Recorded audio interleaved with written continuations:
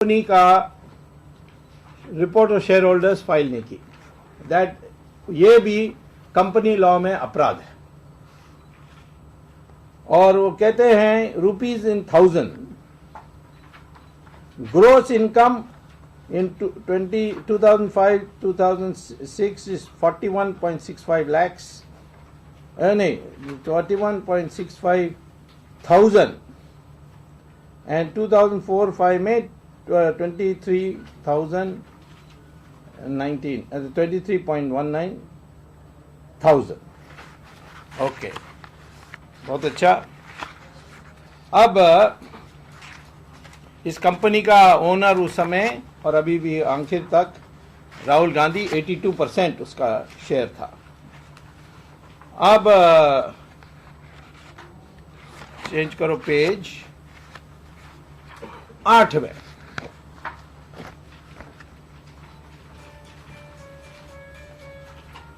दस्तखत किसका है?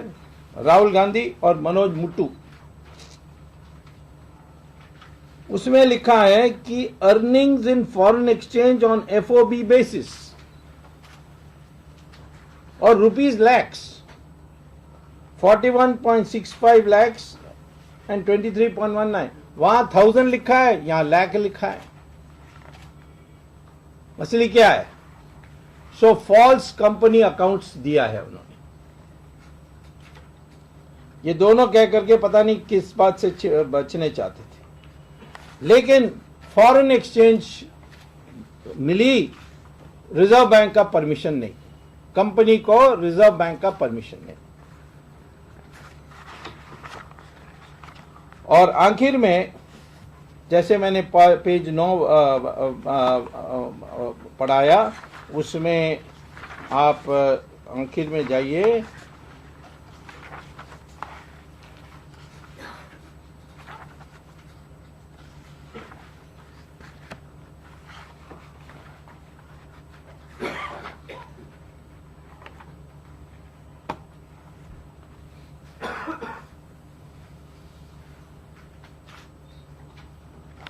इस कंपनी 9 से आप 11 तक पढ़ोगे तो ये कंपनी को वाइंड अप करने के लिए इन्होंने एप्लीकेशन फाइल की थी। क्यों वाइंड अप किया? वाइंड अप करने के लिए भी लिखा है यहाँ, following details corporate etcetera, additional director,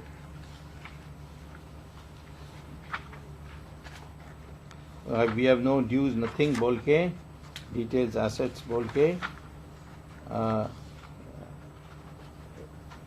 submit this application and and found them true।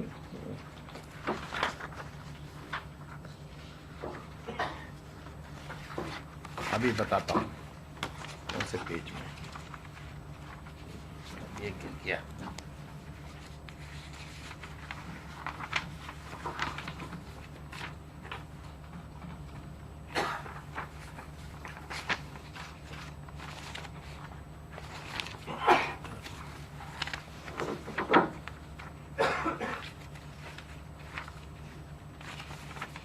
Company तो वाइंड अप हो गया, इसके कारण मैं बताता हूं अभी, बट कारण यह है कि 2009 के लोकसभा में और 2004 के लोकसभा में राहुल गांधी ने जो एसेट्स का एफिडेविट में देना होता है कैंडिडेट को, उसमें इस कंपनी का नाम ही नहीं दिया। तो वो भी एक है।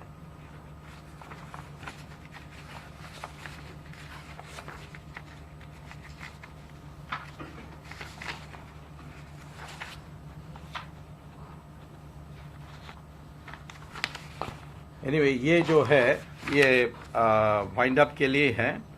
रजिस्टर्ड एंसेस, हाँ टॉप में ही है, पेज 9 के टॉप में ही है। Application for striking off the name of the company under the easy exit scheme.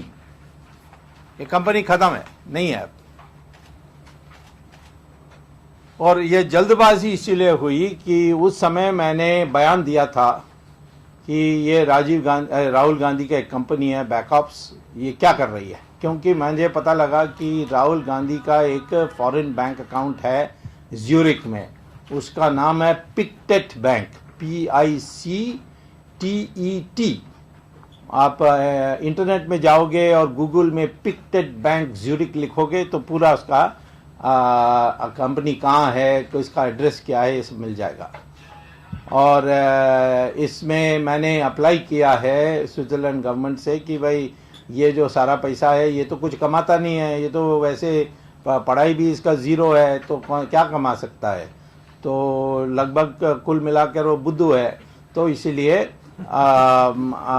ये जो आप जमा है ये नाजायज़ पैसा है, ये भारत सरकार का, भारत देश का है, और इसलिए दीजिए। अब गद्दाफी के लिए स्विट्ज़रलैंड ने मान लिया और मुबारक के लिए मान लिया, पर मेरे लिए अभी तक कह रहे हैं नहीं नहीं आप गवर्नमेंट से एक चिट्ठी लाइए। मैंने कहा ये गवर्नमेंट से कैसे मैं चिट्ठी ला सकता हूँ, हो सकता है मैं कोर्ट में जा कर के डायरेक्शन लूँगा, परंतु उस कोर्ट का मामला तो टाइम लगता है, इसलिए मैंने कहा कि 2G का पहले होने दो और फिर हम इसका करेंगे। बट पिक्टेट बैंक में इसकी अकाउंट है, अभी बंद कर दिया होगा मैं नहीं जानता, बट है, और बंद करने से भी पता लग जाएगा।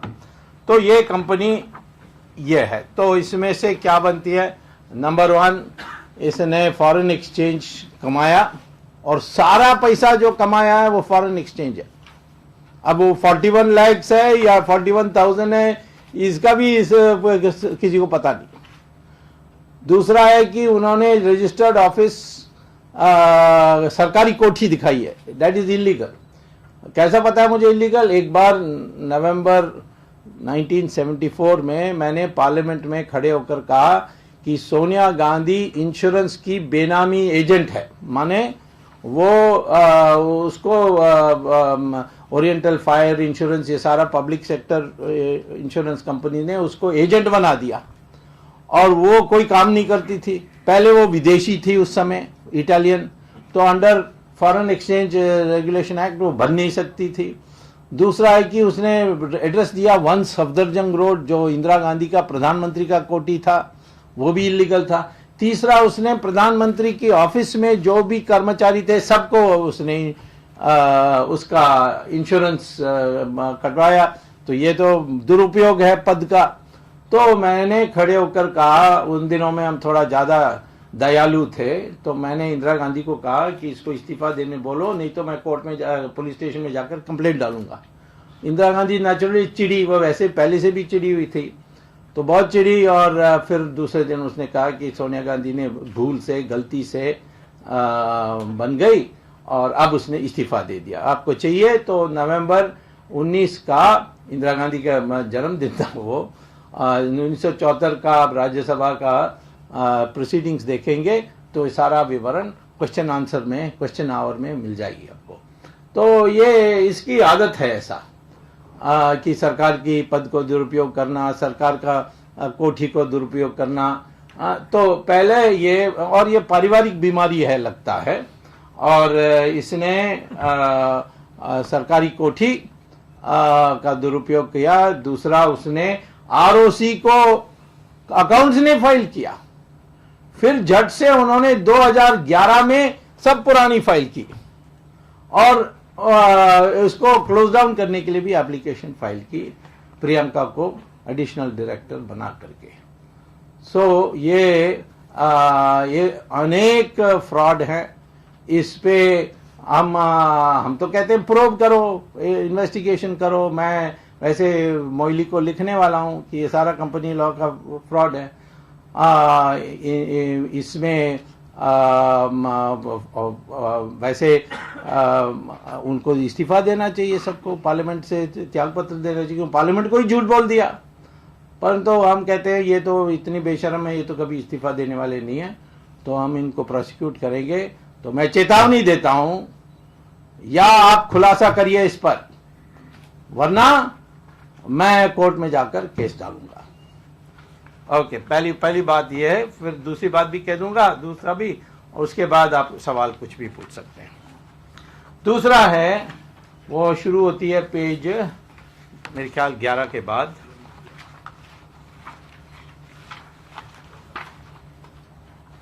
11 नहीं, 13 की बात नहीं क्या, हाँ 14 से शुरू होती है। और ये आप लोगों के लिए पत्रकारों को थोड़ा दिलचस्पी होना चाहिए इसमें। क्या है कि 1938 में जवाहरलाल नेहरू ने एक कंपनी बनाई, नाम था एसोसिएटेड जर्नल्स लिमिटेड, और उन्होंने दो अखबारों को चलाया उसमें से, उसके जरिए। एक था नेशनल हेरल्ड, नाम सुना होगा, जो लोग आप बहुत नौजवान ने नहीं सुना होगा, बट थोड़े उम्र के लोग तो निश्चित जानते हैं, नेशनल हेरल्ड। और दूसरा है उर्दू में कौमी आवाज।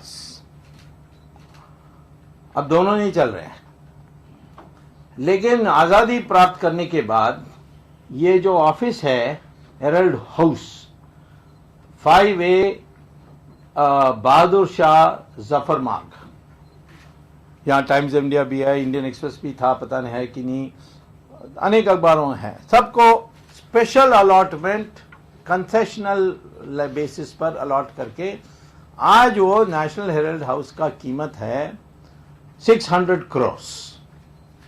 बहुत सेंट्रल जगह में है, इनकम टैक्स के ऑफिस के बगल में etcetera.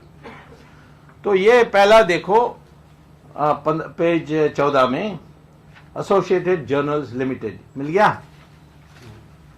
That is different page, page 18 sorry ना, क्या है ये 26 फरवरी 2011 का रेजोल्यूशन है, उसका एक संक्षिप्त में दिया है। कौन दिया है? मोतीलाल वोरा, नाम सुना होगा, है कोषाध्यक्ष ऑफ कांग्रेस पार्टी, और इसका भी chairman of associated journals. Chairman inform the board that 9 crore 16,998 shares of 10 rupees each. 9 crores 10 rupees each माने कितना हो गया? 90 crore. 90 crore be each be allotted to Young Indian, a company incorporated under provision of Section 25 Companies Act. Okay, पहले यहाँ रुकेंगे और जाएंगे page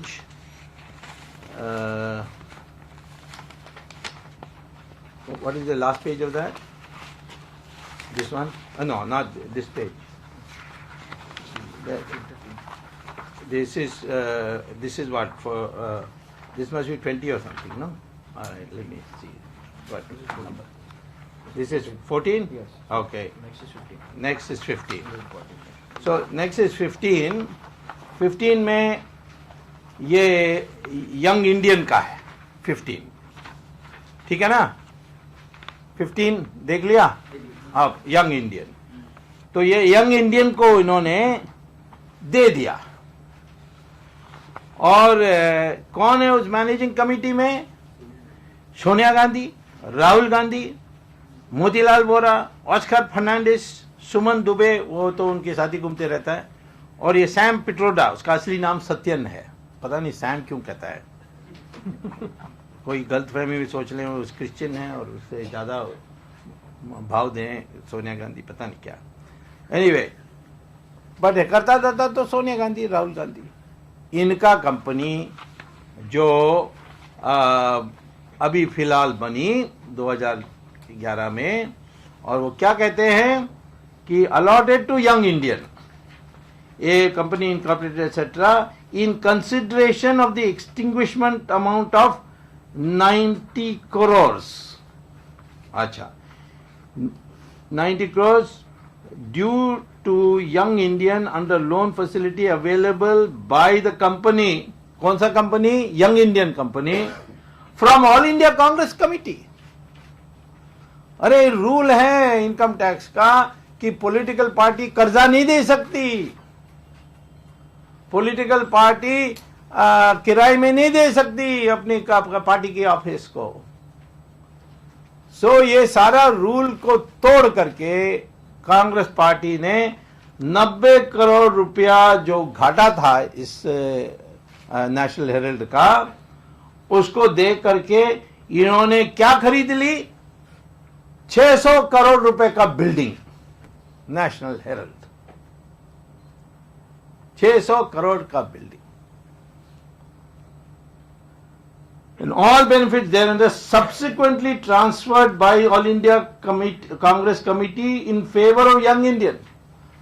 अब कांग्रेस पार्टी ने दिया यानी कर्जा दिया यंग इंडियन, और यंग इंडियन को अब सारा यानी जो घाटा थी नेशनल हेराल्ड की, एसोसिएट जर्नल की, खत्म, और ये इनका बन गया। And board is requested to approve etcetera. ये महा फ्रॉड है। और वो दूसरा जो यंग इंडियन, ये है 14, हाँ, May 14। अब हो सकता है कि ये अपने grandfather in law Jawaharlal Nehru के लिए सोनिया गांधी ने सोचा होगा कि यंग नेशनल हेराल्ड चला लें। आखिर में ये अखबार जवाहरलाल नेहरू ने शुरू किया। जवाहरलाल नेहरू ने जो भी शुरू किया सब फेल हो गया। सोशलिज्म फेल हो गया, और चाइना पॉलिसी फेल हो गया, कश्मीर पॉलिसी फेल हो गया, तो कम से कम अखबार तो फेल ना हो, यह सोचा होगा, मैंने सोचा। लेकिन देखो 14 पेज में first paragraph, companies incorporated under section 25 companies act as a private limited company with the main object of inculcating in the mind of youth commitment to ideal of a democratic socialist society for the entire populace without any distinction, religion, caste, creed, to awaken India youth to participate in activities to promote foregoing objective। Publishing a newspaper उसमें है ही नहीं, और उसको youth Congress का headquarters भी बनाने के कोई नहीं है। ये कुछ कमर्शियल पर्पस के लिए इन्होंने बिल्डिंग ले ली।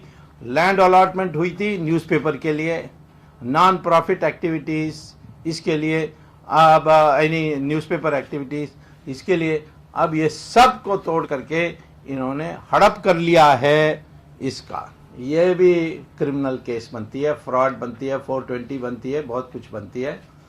और अभी इसका हम आरटीआई एप्लीकेशंस डाले हैं, कुछ जवाब आने के बाद आगे देखेंगे। तो कुल मिला करके 27 कंपनीज में मैंने 2 कंपनीज दी हैं, और इससे भी भयंकर हैं। परंतु वो उसका जो यानी जैसे वो पत्ता खोलते हैं ना, वो गुलाब फूल का, वो उसमें से एक तरह निकलता है, या गुलाब फूल बहुत यानी खुशबू आती है प्याज का, वैसे आंसू भी आएगी और आप खोलते खोलते जाएंगे ऐसे। इसीलिए मैंने सोचा पहले प्रेस कॉन्फ्रेंस में थोड़ा सरल वाला हम करें, और मैं चाहता हूं कि सोनिया गांधी, राहुल गांधी दोनों इस्तीफा दें, और इस पर एक SIT बैठाए जाए, क्योंकि विदेशी पैसा भी है इसमें, इसीलिए अनेक एजेंसीज को लाना पड़ेगा, वरना मैं कोर्ट में जाऊंगा। मैं केजरीवाल नहीं हूं कि मारो और भागो और दूसरा केस में चले जाओ, ऐसा नहीं है।